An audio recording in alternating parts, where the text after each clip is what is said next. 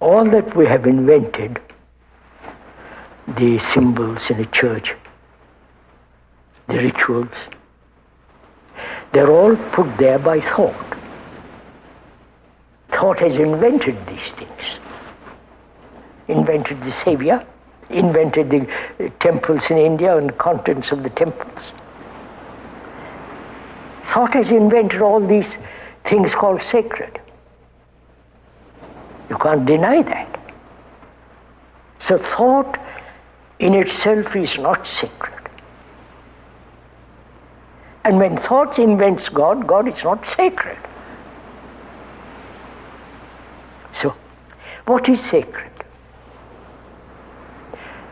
That can only be understood or happen when there is complete freedom from fear, from sorrow, and when there is this sense of love and compassion with its own intelligence. Then, when the mind is utterly still, that which is sacred can take place.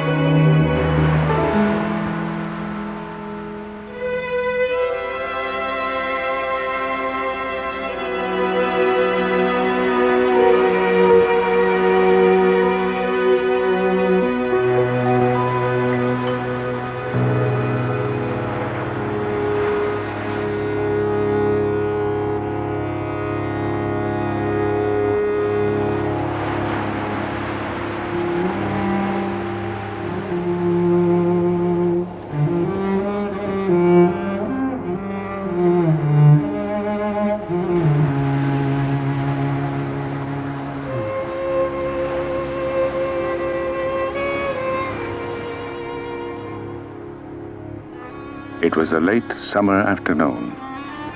Near the shore, a group of children were playing. One of the boys, though ragged and undernourished, stood apart from the others. He was described as having a special radiance. A pure and shining atmosphere surrounded him. Because of these qualities, the child was singled out and chosen to be the vehicle for the coming world teacher. This discovery was not an isolated revelation, for it was believed that humanity was entering a new age, an age that would bring with it a new Messiah. During the early decades of the 19th century, science was beginning to replace religion as the savior of humanity. As the monolithic church splintered, new organizations emerged, offering a balance between science and religion. One of the many new groups, the Theosophical Society, spread rapidly throughout the world. Founded by Russian-born Helena Petrovna Blavatsky and the American Henry Steele Olcott, its objectives were to seek truth in the ancient religions of the East, to investigate the unexplained laws of nature, and to promote universal brotherhood. So attractive were these ideals that by 1881, the Society had become a worldwide institution with over 100,000 enthusiastic members. Helena Blavatsky was a deep student of metaphysical lore and was sought after by those who believed her to possess psychic powers. Derided by some as a charlatan, she was, however, a serious writer, and in 1888 published her greatest work, 2 tremendous volumes entitled The Secret Doctrine. Annie Besant, a young journalist, was asked to analyze the work for London's Review of Reviews. Turning the pages, she was dazzled by what she read. To her, disjointed facts were now seen as parts of a mighty whole, and the puzzles, riddles, and problems of her life seemed to disappear. Within weeks, Annie Besant made a lifelong commitment to Theosophy. This sudden step was not out of character for the impetuous Mrs. Besant. She was already well known to Victorian England as an orator, educator, energetic feminist, and a pioneer on behalf of the emerging labor movement. She organized a strike of match girls at Bryant and May's factory. Her sense of social justice led her to become a Fabian socialist along with Sidney Webb, George Bernard Shaw, and Ramsay MacDonald. After Blavatsky's death, Annie Besant became head of the society and the most influential force for the Theosophical ideal. It was she who forged Blavatsky's unwieldy philosophy into a popular movement. Many of the world's religions speak of a hero or savior who appears in a time of crisis to help mankind. In The Secret Doctrine, Blavatsky described how such a teacher would define truth in terms suitable for a new civilization. Over the years, this theme had been developing in Besant's mind. By 1900, she was convinced that the time had come for the reappearance of a great spiritual leader. Even now, she was lecturing in India, Europe, and the United States on the coming of a world teacher. Expectations were spreading throughout the society, and thousands thronged to hear her lectures. Charles Webster Leadbeater was another leading member of the society. He and Besant worked closely together and seemed to complement each other, as Olcott and Blavatsky had done years earlier. The year was 1909. C.W. Leadbeater had moved to India and was now living at Adyar, the Theosophical headquarters near Madras. Each day he would stroll with a group of friends along the beach on the Bay of Bengal. It was there that the young Jiddu Krishnamurti was discovered. In spite of the child's thin, uncared-for appearance, Leadbeater saw a quality so remarkable that he announced that this Brahmin boy would fulfill the long-awaited prophecy. Krishnamurti was to be prepared as a vehicle for the world teacher.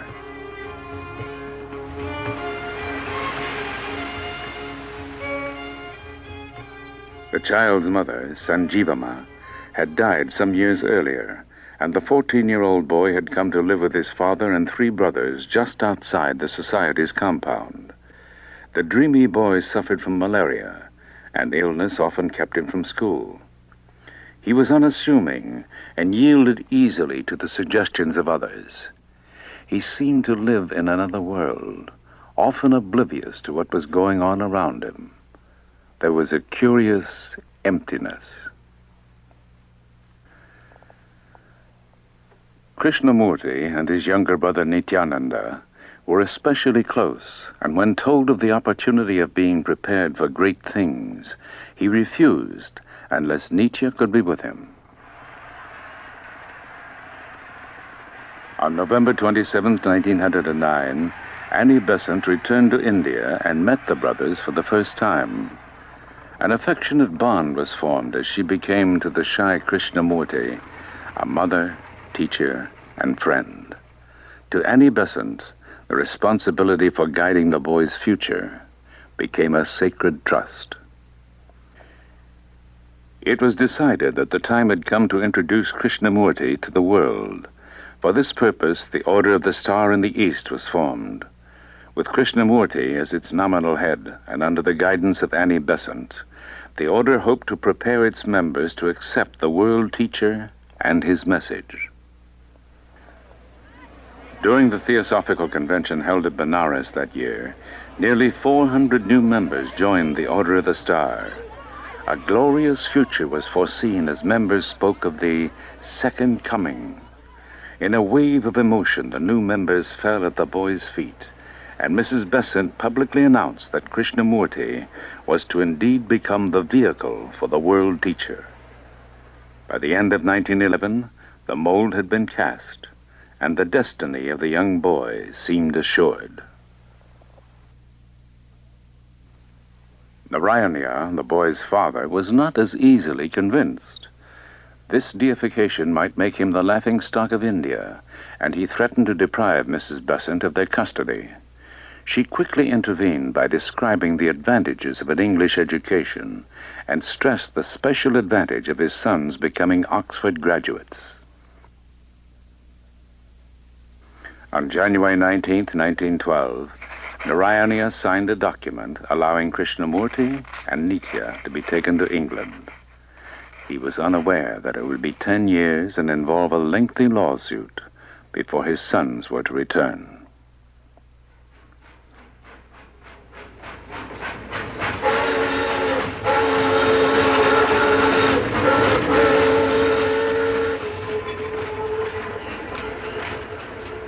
In England, news of their arrival spread quickly, and a large crowd was on hand to greet the party at Charing Cross Station.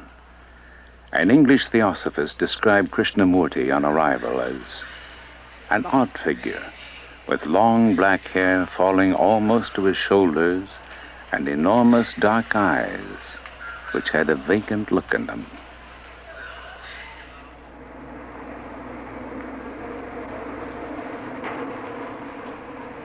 When I went to Europe for the first time, I lived among people who were wealthy and well-educated, who held positions of social authority. I walked about the streets, watching the faces of people. I went to theaters. I saw how people amused themselves, trying to forget their unhappiness. I saw people with political, social, or religious power. I watched the amusements of the young people. I saw people who desired to serve, going into those quarters where the poor and degraded lived. They desired to help, but were themselves helpless. How can you cure another of disease if you are yourself a victim of that disease? I questioned everything because I wanted to find out for myself. Annie Besant gave 3 stirring lectures at the Queen's Hall in London. The movement was gathering force. When she returned to India, the boy's education began under a series of tutors. The young man was constantly surrounded by teachers and attentive followers. Never allowed to be alone, he longed for a more normal life. He grew dissatisfied and lost all interest in the role he was being prepared for. In the summer of 1914, England plunged into the Great War. Communications collapsed and the boy's seclusion intensified. Krishnamurti became more and more restless. Annie Besant wrote and reminded him, as she often did, that his happiness would lie only in the work ahead. Though he felt a deep love and loyalty for Mrs. Besant, inwardly, a quiet revolution was unfolding. I have long been in revolt from all things, from the authority of others, from the instruction of others, from the knowledge of others. I would not accept anything as truth until I found the truth for myself. I never opposed the ideas of others, but I would not accept their authority or their theory of life. Until I was in that state of revolt, until I became dissatisfied with everything, with every creed, with every dogma and belief, I was not able to find the truth.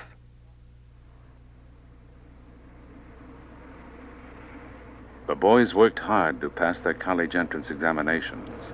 Nitya had little difficulty, but Krishnamurti was a slow and indifferent student. To everyone's disappointment, it became clear that he would not be accepted by either Oxford or Cambridge. The close of the war in 1918 brought increased activity among theosophists. In India, Annie Besant was deeply absorbed in problems of education and political action. She was in the forefront of the struggle for Indian independence, along with Gandhi and others. But in her lectures, she continued to proclaim the importance of the world teacher and his message for humanity. Krishnamurti was maturing slowly, and after a 10-year absence from his native country, it was decided that his work would begin at Adyar. In late December, the brothers arrived in Bombay. For Mrs. Besant, the long-awaited day had finally come as the two brothers, who left as boys, returned as men.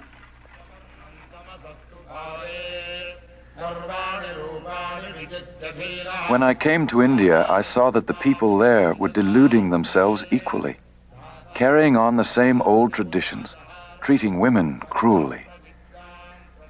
At the same time, they called themselves very religious and painted their faces with ashes. In India, they may have the most sacred books in the world. They may have the greatest philosophies. They may have constructed wonderful temples in the past, but none of these was able to give me what I wanted.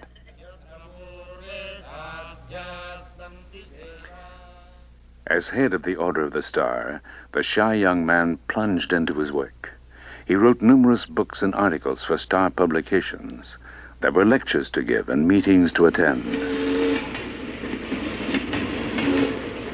The brothers undertook a heavy schedule, speaking in India, England, Australia, and Europe. These travels became a heavy strain on Nietzsche. He became ill and was diagnosed as having tuberculosis. California was suggested as having a healthful climate for consumptives and an ideal place for recovery. In the summer of 1922, the loan of a small cottage in the Ojai Valley brought the young men to America for the first time. Writing to Mrs. Besant, Nietzsche described their new surroundings. In a long, narrow valley of apricot orchards and orange groves is our home, and the hot sun shines day after day to remind us of Adyar. The Indians call our valley the Ojai, or the nest, and for centuries they must have sought it as a refuge. For a time, Nietzsche seemed to recover, but perhaps best of all, they were alone. Privacy had been a luxury denied them since childhood, but now in the silence of the valley, Krishnamurti had an opportunity to be with himself. He walked alone in the hills, climbing through orange groves and scrub brush. As the days passed, a strange uneasiness seized him. He became ill and complained of intense pain and suffocating heat. There were periods of unconsciousness as the strange process reached its peak. Agitated and feverish, he insisted on walking alone, but was urged instead to rest under a young pepper tree that stood near the cottage. It was there, in the stillness of the night, that a transcendent event took place that shook his life to its foundations.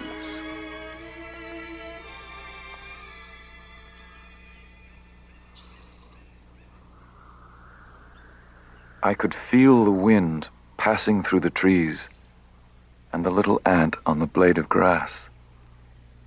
I could feel the birds, the dust, and every noise was a part of me. I was in everything, or rather everything was in me. I was supremely happy, for I had seen. Nothing could ever be the same. I have drunk at the clear and pure waters of the fountain of life, and my thirst was appeased. Never more could I be thirsty. Never more could I be in utter darkness. I have touched the compassion which heals all sorrow and suffering. It is not for myself, but for the world.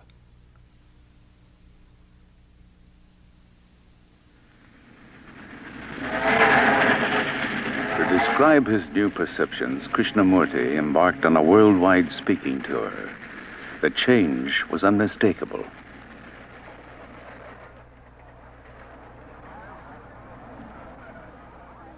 Everywhere, among all people, there is a search for something hidden, for some realization which will give greater knowledge, greater vision, greater understanding, and this the people call truth.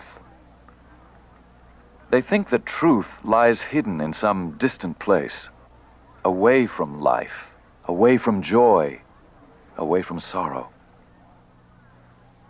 But truth is life itself. And with an understanding of life, there is born an understanding of truth.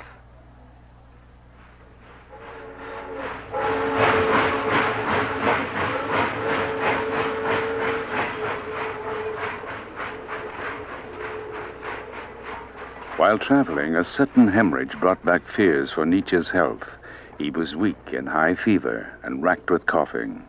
It was decided that the brothers should again return to the dry climate of the Ojai Valley. Once in California, Nietzsche seemed to improve, and when Mrs. Besant cabled asking that Krishnamurti come to India for Theosophy's Jubilee Convention, he reluctantly agreed. The bond between the brothers had grown stronger than ever. There was unquestioning faith that Nietzsche was essential to the work ahead, and because of this, his life would be spared. While en route, a cable arrived saying that Nietzsche had influenza. A later wire read, "Flu rather more serious. Pray for me." On the 13th of November, as the ship entered the Suez Canal, a telegram arrived announcing Nietzsche's death.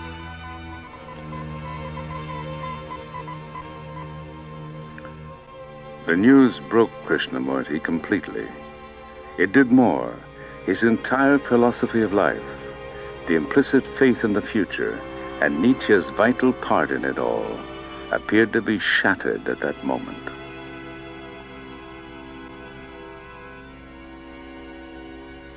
An old dream is dead, and a new one is being born.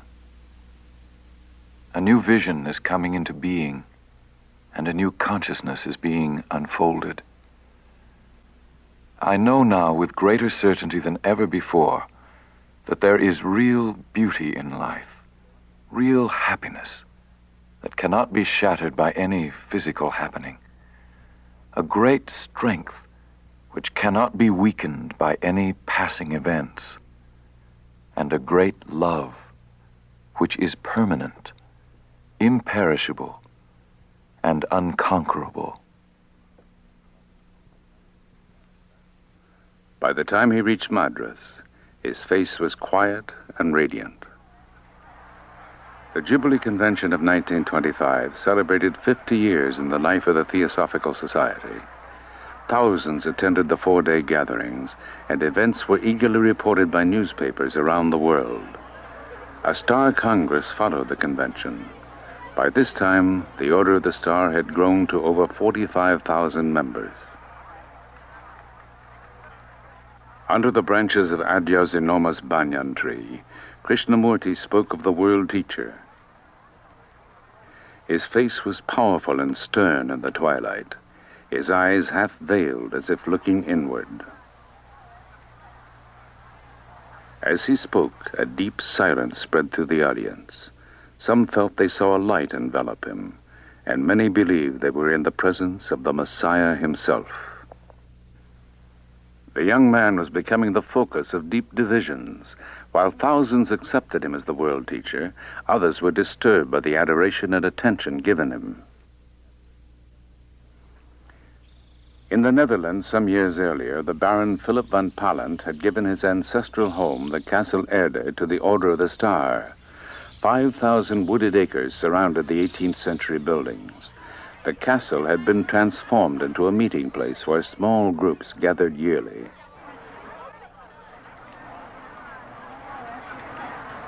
The change that was taking place in Krishnamurti was to intensify the following week at the Omen Star Camp of 1926. Close to the Castle Erde, the Omen camp attracted over 2,000 people of every nationality. There were huge tents for meetings and for meals. Lectures were given, and every evening Krishnamurti lit a bonfire and spoke to the gathering.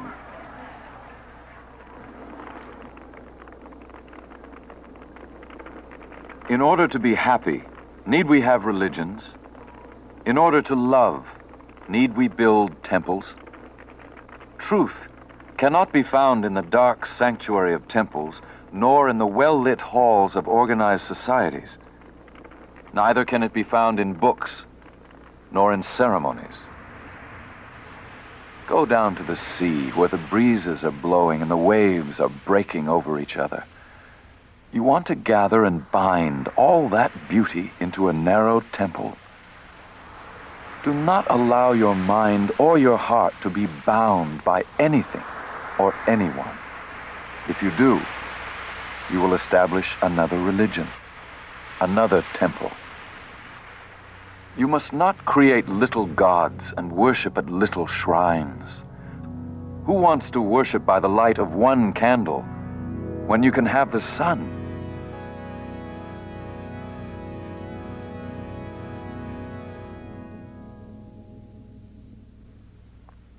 It was increasingly difficult to reconcile Krishnamurti's vision of truth with the forms and structures not only of Theosophy, but all organized religions.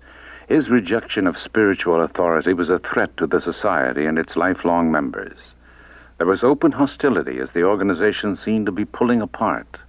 Lines were drawn, as some stood firmly with him, while others clung to their cherished beliefs. Lady Emily Letchens, who had been close to Krishnamurti since 1911, shared the bewilderment that many felt. How strange it seems, she said, that for 17 years we have expected a world teacher, and now when he speaks we are hurt or angry. He is making us do our own work, and that is the last thing we expected of him.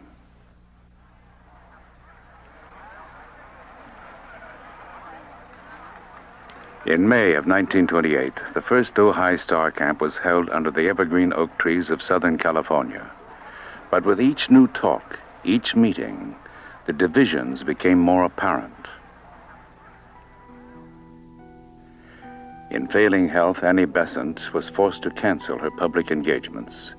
Yet she still tried desperately to reconcile Theosophy with what Krishnamurti was saying. She quoted ancient Hindu scriptures saying, "All paths lead to the same spiritual goal." But in spite of her efforts, the divisions widened. There were no gentle platitudes. There was to be no uniting of existing religions. Ceremonies and organized religions, he said, were a hindrance, a distraction from the truth. He offered no method. There were no steps to follow, no system that ensured spiritual progress. His vision of truth was absolute.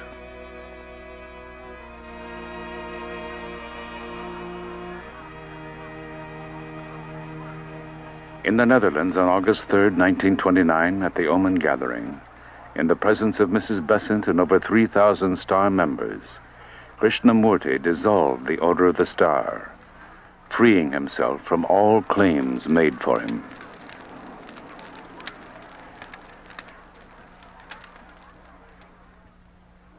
I maintain that truth is a pathless land, and you cannot approach it by any path whatsoever, by any religion, by any sect. That is my point of view, and I adhere to that absolutely and unconditionally. Truth, being limitless, unconditioned, is unapproachable by any path whatsoever. It cannot be organized, nor should any organization be formed to lead or coerce people along any particular path. If an organization be created for this purpose, it becomes a crutch, a weakness, a bondage, and must cripple the individual and prevent him from the discovery of that absolute, unconditioned truth. You can form other organizations and expect someone else. With that, I am not concerned. My only concern is to set man absolutely and unconditionally free.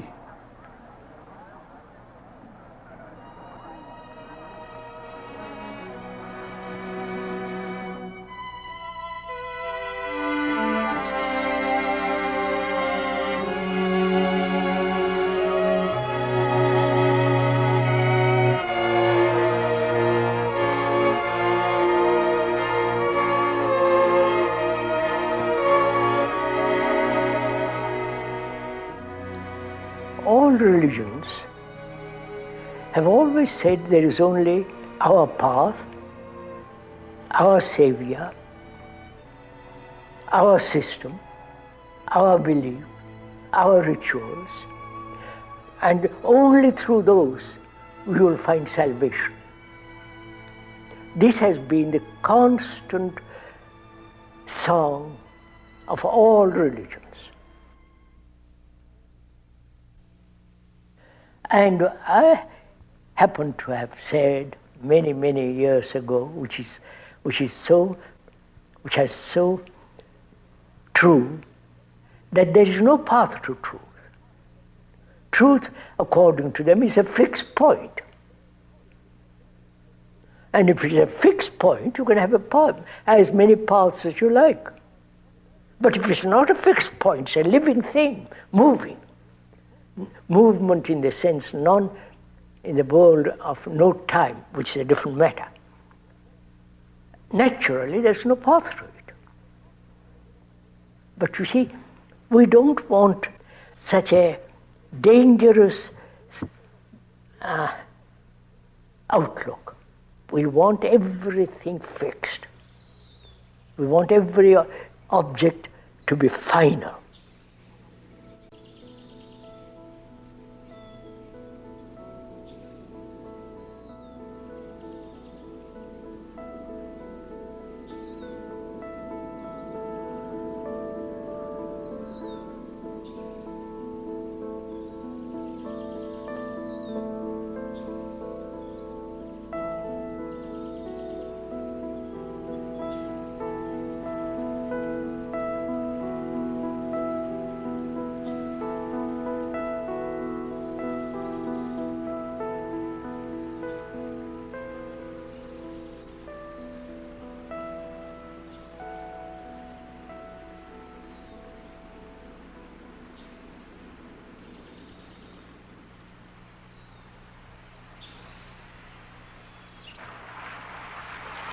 I'd like to go into the question of what does it mean that a human being should bring about a deep, profound change in himself. We're asking, is it possible to bring about a fundamental psychological revolution? Deep, abiding, irrevocable change, transformation. One has lived as a limited, contained, narrow individual. And it's very, very difficult to see the truth that you are the rest of mankind. That in you is the whole of man.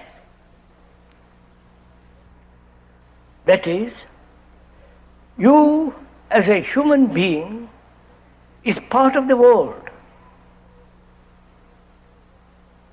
You are the world. Not an idea, not something that's intellectually has been put together by reason and you say, yes, quite right. But the reality of the truth of it, that you represent as a human being the rest of humanity. Because you suffer, you're anxious, you're uncertain, confused, miserable, fearful, hurt, everything. And every human being has this. So your consciousness is the consciousness of mankind. Now, is this possible for sorrow to end? If there is the ending of sorrow in one human being, who is the representative of all humanity, that ending affects the whole of consciousness of man. Don't accept what we are talking about. find out, test it. That means you have to be free to observe.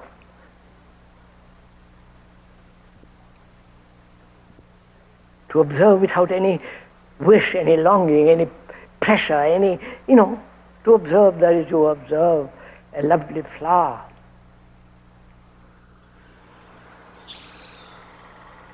I wonder why human beings throughout the world don't see this simple fact that you cannot possibly have peace on earth if you are nationalistically divided. We want order outside in the world, politically, religiously, economically, socially.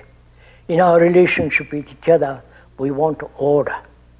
We want some peace. We want some understanding. And if the inward psychological state is not orderly, not conflicting, not contradicting, if that state in consciousness is quiet, steady, clear, then you can bring about order in the world. Now what we are trying to do is try to bring order legislatively, nationally, and so on, order out there in the world, which has been proved over and over again that totally brings about disorder. That's why we are saying, I'm saying, that without inward order, that is, inward order in consciousness, which is in a mess, which is in a contradiction, without bringing about order inwardly, psychologically, you cannot possibly have order outwardly. And the crisis is there. Within the crisis, national, economic, social, and so on. The crisis is not out there. The crisis is really inward. And we are unwilling to face that.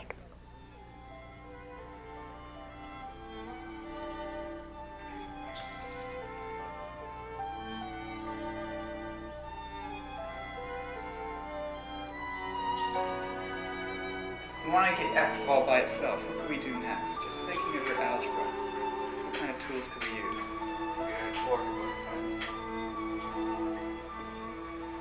Okay, that's fair enough. What can we do but see, we still have this X term here. What are we going to do with it?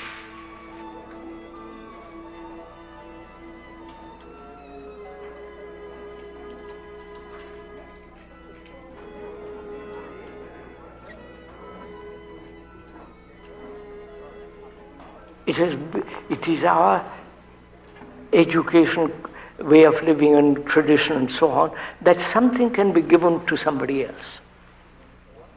Jesus can give you salvation. Or a guru can save you. Or your wife can help you.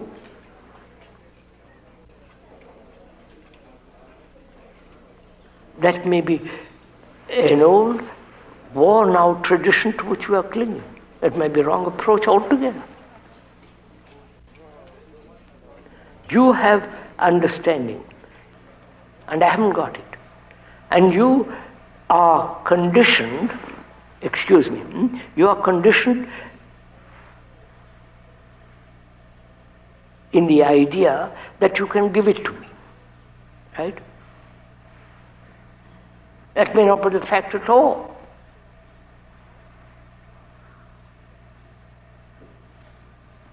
Psychologically, inwardly, do you depend on somebody? Say, please help me to be free of my arrogance.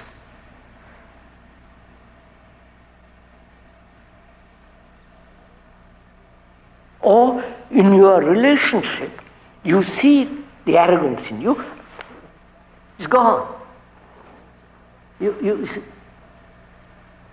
in our relationship with each other, I'm observing myself, and in that observation I discover that I'm arrogant in our relationship. So I'm not dependent for you to point out to me my arrogance. I'm already aware of it. It's tremendously important, sir. Nobody can give me intensity, the sense of beauty. I'm taking. Then I am on my own. You follow? Not isolated and all that. Then I have to work find out. In the very working of it, I've got the intensity. When I discard the tradition in which I've been brought up, that is to depend on somebody, and when I discard it, then I have to work it, right? Or I'll go down the drain, either way. If I discard that, I'm already free, I've already got this sense of energy, of intensity. Then I'm not dependent on anybody.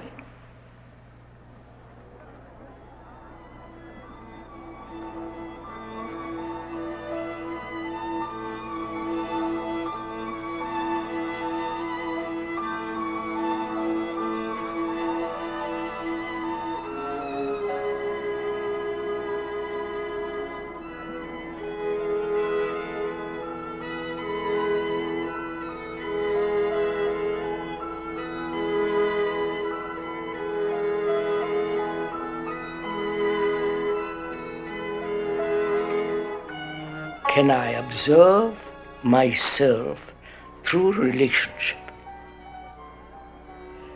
Can I know myself fundamentally, basically, all the reactions, all the nuances, the subtleties of myself in relationship?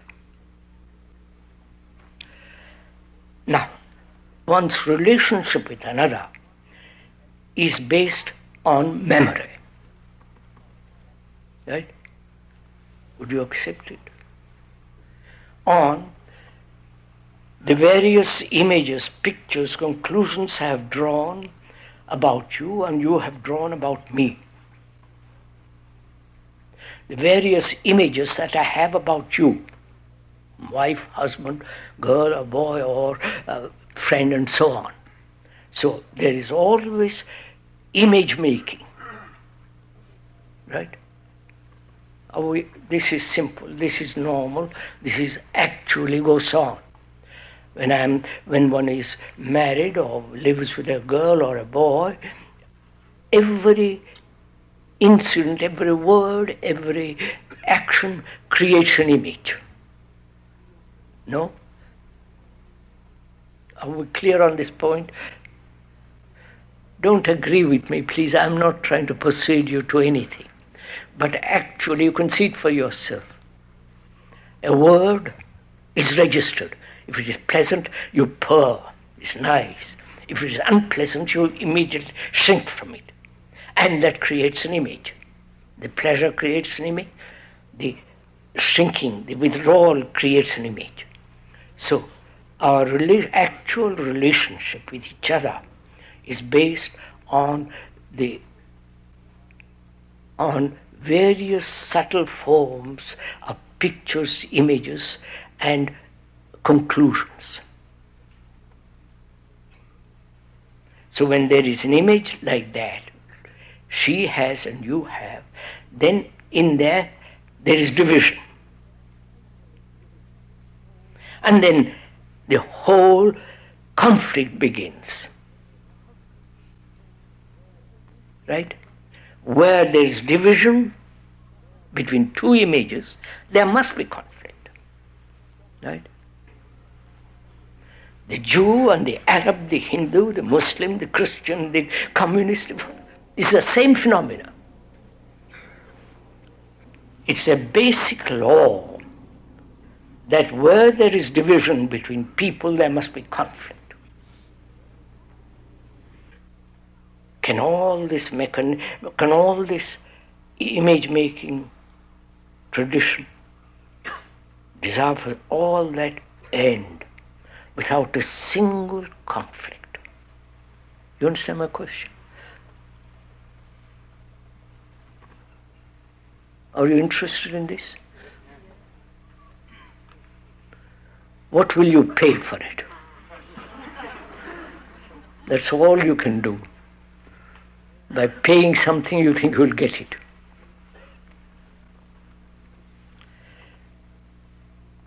Now, how can this mechanism of image making, not just image making, the desire for certainty, the tradition, the whole structure of that, can that end? Right? Are you asking that question?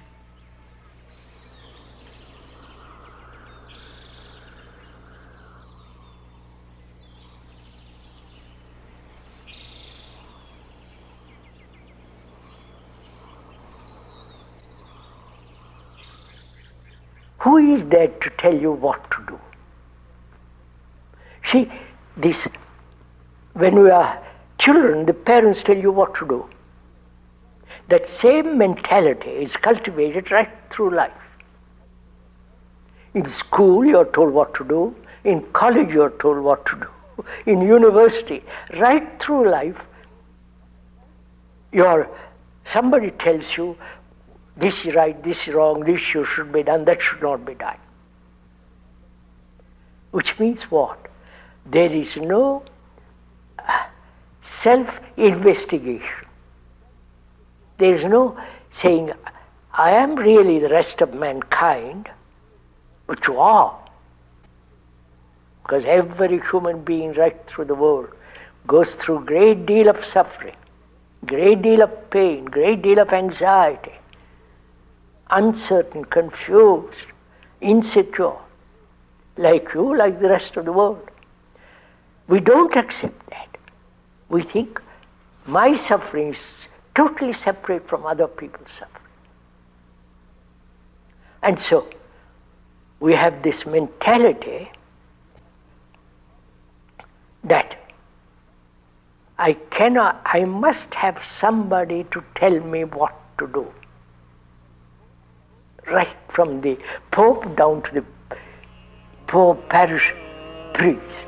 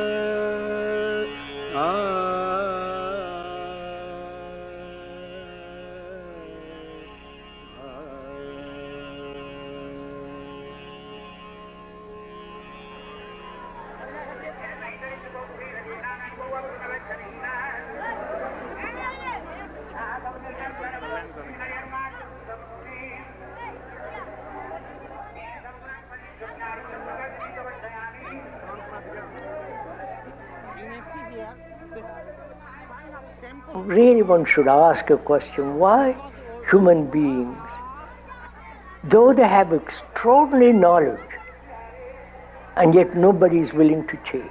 Why? Is it that they find security in the habit, in the pattern? Your pattern, my pattern, the Christian pattern, the Hindu pattern, the Buddhist. They're all patterns, a way of thinking.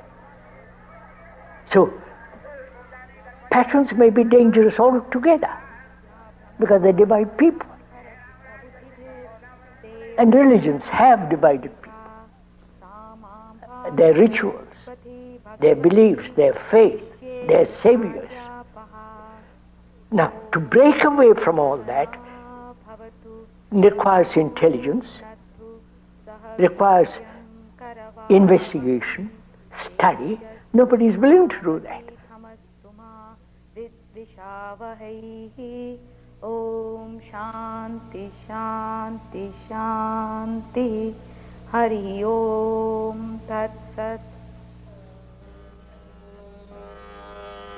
Tumi bandhu tumi nath, tumi bandhu tumi nath, nishidina tumi amar, nishidina tumi amar, tumi bandhu tumi nath, tumi bandhu tumi nath, nishidina tumi amar, nishidina tumi amar, tumi bandhu tumi nath, tumi bandhu tumi nath, nishidina tumi amar, nishidina tumi amar, tumi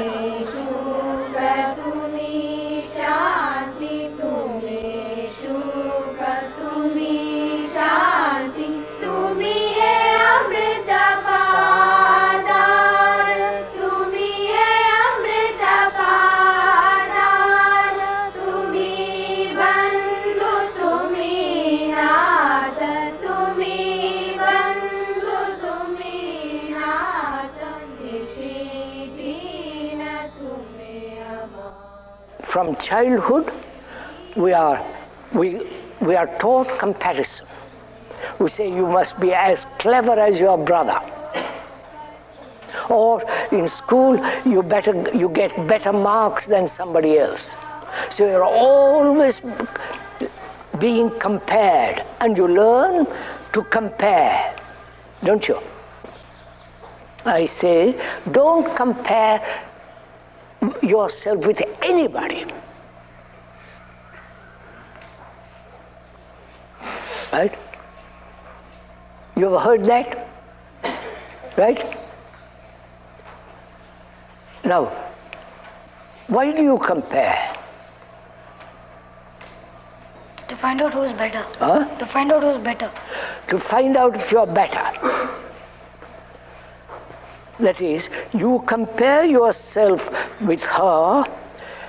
She is much more intelligent, more bright, more clever, and so in comparing yourself with her, you become dull. Huh? Yes. Huh? But if you don't compare, are you dull?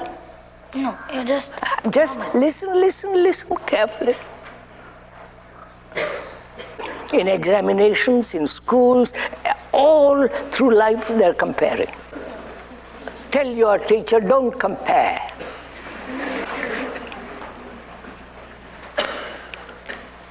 The relationship between the teacher and you, she knows more than you do, right? academically. Academically.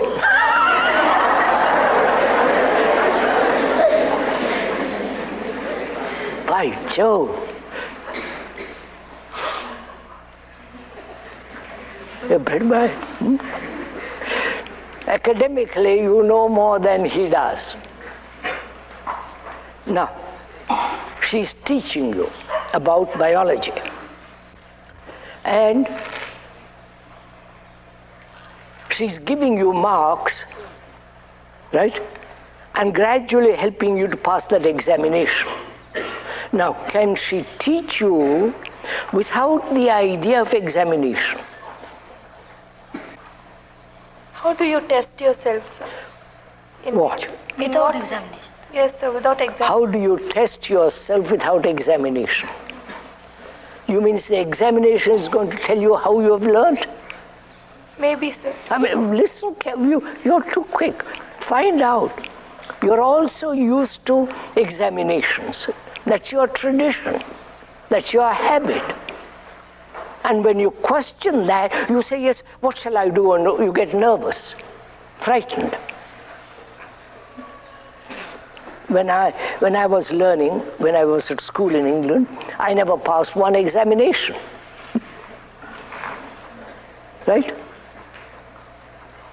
I went through all the examinations, but I sat in the hall without writing a thing.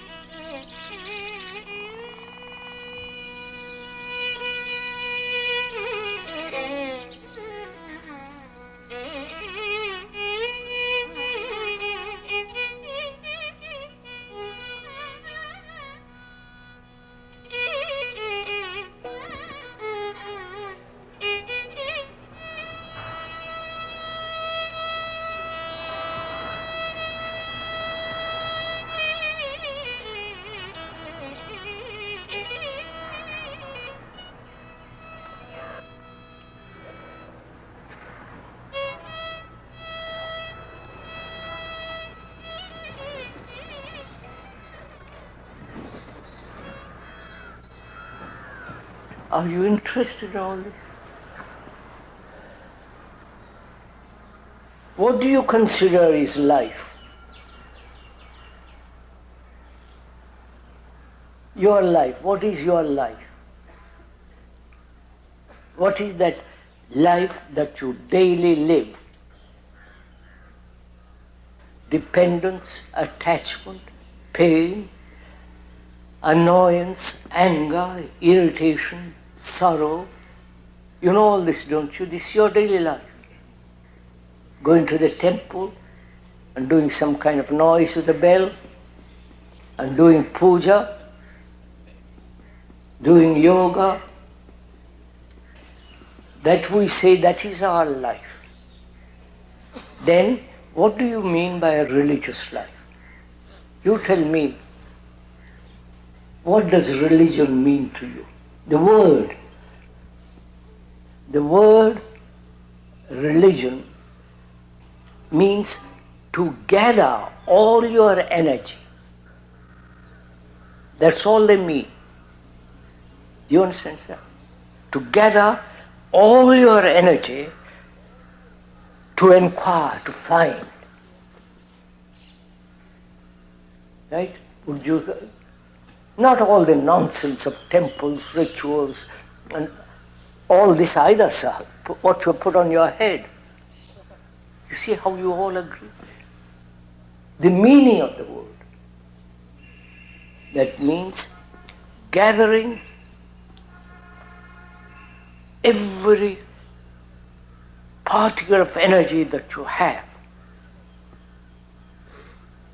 to inquire into what is truth and what is reality, to inquire into what is meditation, to inquire into why human beings live the way we are living, to inquire if there is an end to sorrow, to inquire into what is love, whether one can live without any effort and control all that is implied in that word. A religious life implies being a light to yourself,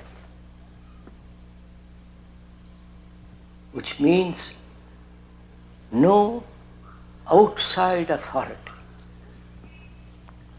We are talking about having no spiritual authority, including me, the speaker.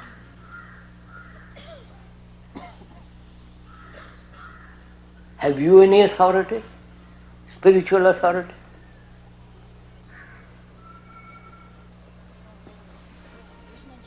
You have had various Guru Mr. Gandhi, and so on, all the way from the 6th, 5th, 4th, 3rd century, down to the present. And where are you, having been led for these thousands of years? Where are you? Or you want to be still led?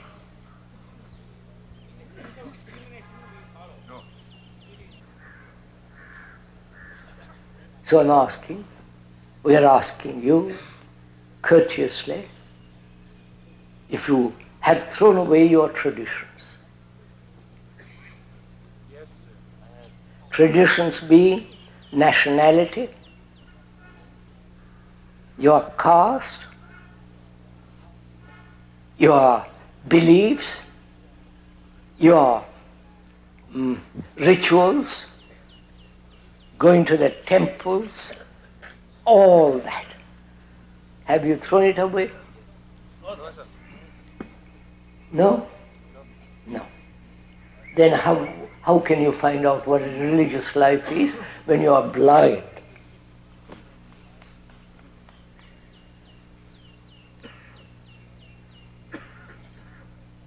So you want to find out what a religious life is, and yet won't leave your little enclosure. Right?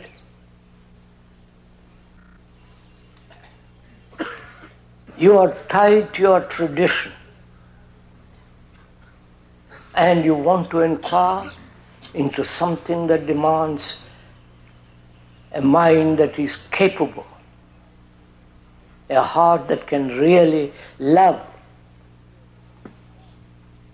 Without that, freeing yourself from your tradition, your culture, your belief, how can you find out anything? You can repeat what the Gita said, or the Upanishads, or some other book. What value has it? I was told the other day, some of the gurus now give lectures or talks on Gita. Is that right? Yes. And there are hundreds and thousands go and listen to it. What value has it? What are we all playing at, sirs?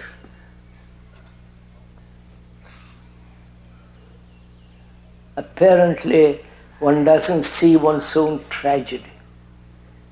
Right, sir?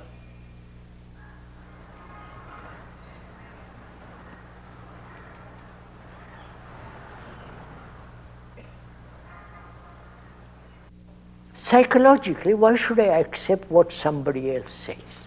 When I realize that I am the rest of mankind, mankind is me. The me is the history of mankind, the book of mankind. If I know how to read it, I don't depend on anybody. So, can I, without distortion,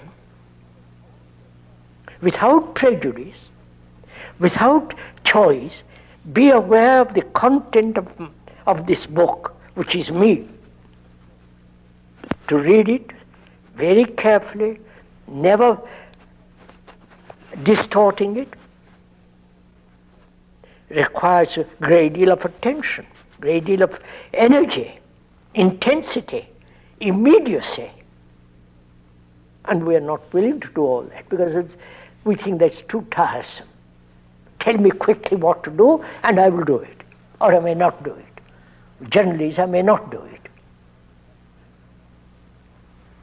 And I personally think that this psychological guidance by another, whether it is the religious guidance or the psychology, the guidance of the psychologists, is totally wrong because then you're making humanity into children who have to be guided, told, encouraged,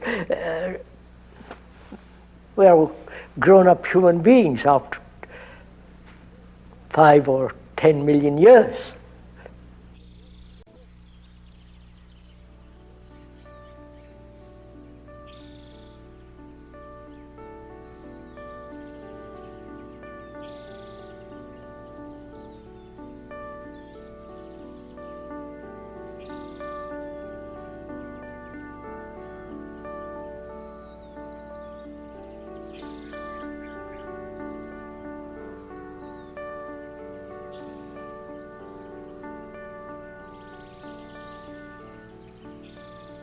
Through negation of what is not, the positive exists. That is, love is not desire. Love is not pleasure. Love is not a remembrance. It is as strong as death, as vital as life. And you see, love can only exist when there is no suffering. Suffering is personal. Suffering is also global. Man has suffered endlessly. And he tries to combine that suffering with what he calls love. And so there's always this contradiction, this duality, whereas if you deny all that is that which is not love, then the other thing has its immense beauty, great strength and vitality of its own.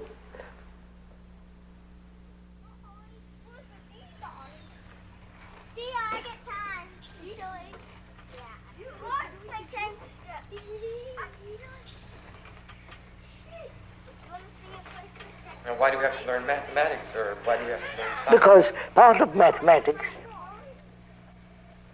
is order. 2 plus 2 plus 2 makes 6. That's order, right? In sequence it must be. So mathematics, much more complicated and all that, is a series of sequences and order. Right? Anybody know what's wrong with this tin? I do. It doesn't finish. It doesn't finish. Does everybody see where it doesn't finish? Yes. Where? Okay. Josh? Can you come up here and put in a tin at this space here? Civil War. Remember we saw that thing, the blue and the gray? Right. The people, they were real ready to fight. They thought it'd be real neat. Go get those Yankees, go get those, whatever they called them. Right. And it seems like a lot of people would be, some people, depending on the type of person you were, would really be scared of war. They think it'd be neat because they don't like this person. And I remember we started, like a lot of people realized they thought it'd be real fun. Are we That'll be real romantic. aware of our responsibility to another? If one has a family, wife, children, are you responsible for those children? That you care, that you have love for them? Are you concerned that they become healthy, good citizens? If you have children, do you feel responsible for those children? To see that they have right education so that they won't be killed in a war. They won't become mediocre. Or you have no time at all for them. Because you have to go out and earn money as the man and the mother and the father, as they do now, and have very little time for the children. That's a fact. So where is your responsibility? Well, you're not interested in this.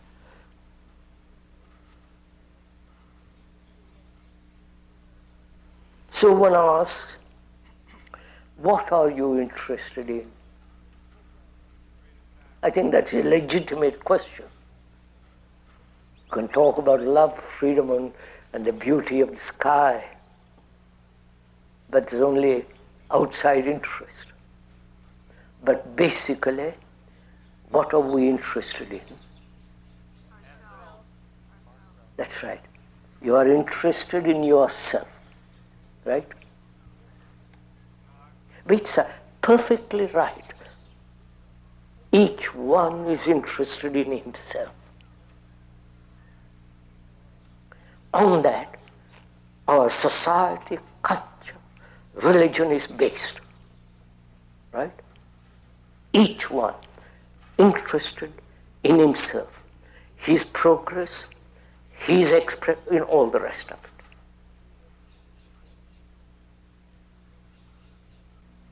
Do you, as a human being, realize that we are all one, basically?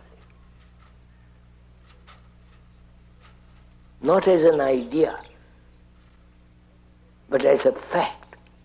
Because when you go to India, you see the misery, the confusion, the anxiety, the despair of people running to their petty little gods whom they have created. You come to Europe, it's exactly the same thing. They have God, they have Jesus, they have Christ, they run, you follow? You come here, it's exactly the same. You understand, sir? First, to realize, not verbally, but in your heart, in your blood, in your whole thinking, that human beings right through the world go through the same agonies that one goes through. The loneliness, the despair, the depressions, the extraordinary uncertainty, insecurity, whether they live 10,000 miles away or 2,000 miles or here. They're all psychologically bound together. If one realizes that profoundly in your guts, in your blood, in your heart, in your mind, then you are responsible.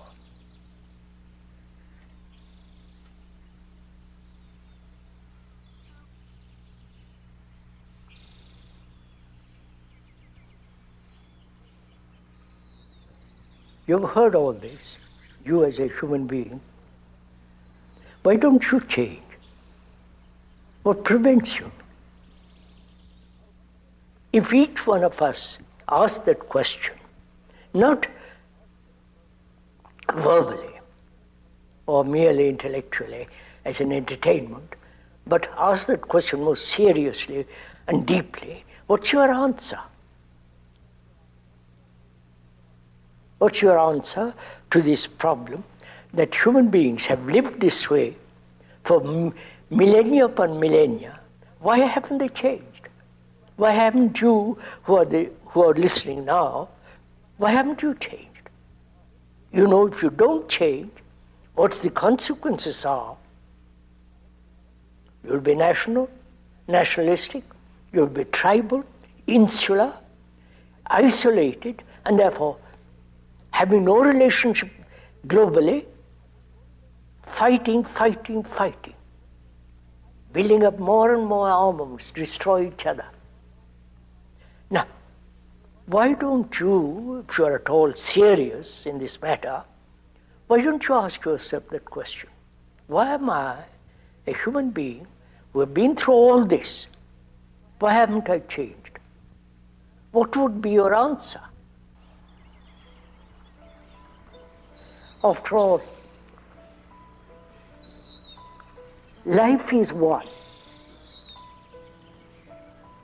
One global unitary movement. So, in the same way, our consciousness is common to all mankind. Now, if I radically change, surely it affects the rest of the consciousness of man. Now, why don't you change?